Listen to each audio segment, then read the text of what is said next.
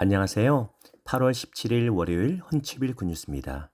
이번 한 주간은 내 삶의 빈들에 잔치를 베풀어 주시는 우리 주님과 함께 동행하시면 참 좋겠습니다. 먼저 오늘 본문 중 한 구절인 에스겔서 41장 4절을 함께 보겠습니다. 그가 내전을 측량하니 길이는 20척이요 너비는 20척이라.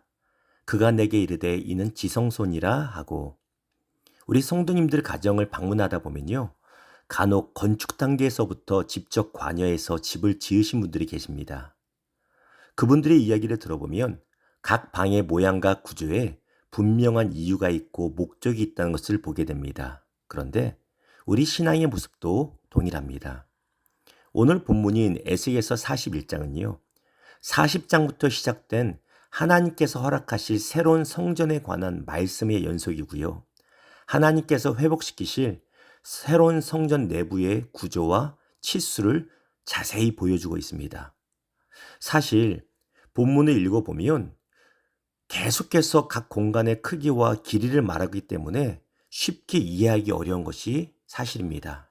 그런데 오늘 말씀을 자세히 보면 하나님께서는 성소로 들어가는 현관과 성소, 지성소, 그리고 여러 방의 구조와 크기를 분명하게 구분하여 말씀하고 계신다는 것을 알 수 있습니다. 이것은요, 하나님의 성전이 세상과 구별된 거룩한 곳이라는 사실을 보여주는 것입니다. 하나님과의 교제에는 다른 무엇보다 거룩함이 중요하다는 것이지요. 오늘날 우리에게는 구약시대와 같은 성전의 건축물은 없습니다. 더 이상 구약의 성전에서 하나님께 예배드리지 않습니다. 왜냐하면 예수님께서 오심으로 말미암아 우리 각 사람이 하나님의 성령이 거하시는 거룩한 성전이 되었기 때문이죠. 다시 말하면 우리 각 사람이 하나님의 성전으로 살아가는 것입니다. 그러므로 하나님의 성전이 된 우리는 하나님의 백성으로서 세상과는 구별된 거룩한 삶을 추구하며 살아야 합니다.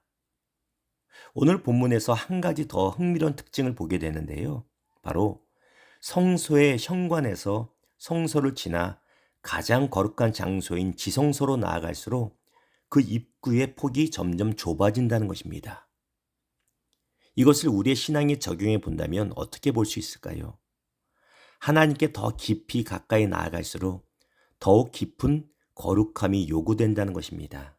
다시 말하면 우리의 신앙이 깊어질수록, 그리고 교회에서 맡겨진 직분의 무게가 커질수록 그 사람의 권위가 높아지고 지위가 높아지는 것이 아니라 오히려 하나님 앞에서 더욱 구별되고 거룩한 삶이 요구된다는 것입니다.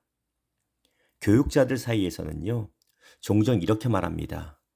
이거는 전도서 때는 넘어갈 수 있어도 목사 안수로 받고 나서도 계속 그러면 힘들어.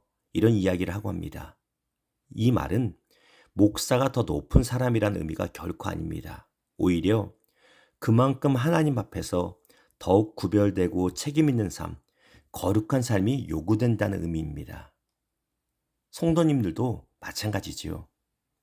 신앙의 연조가 깊어질수록 하나님께로부터 받은 직분의 무게가 무거워질수록 어깨에 힘이 들어가는 것이 아니라 더욱 낮아지고 더욱 자신을 살피며 세상과 구별된 거룩한 삶을 살아가야 합니다.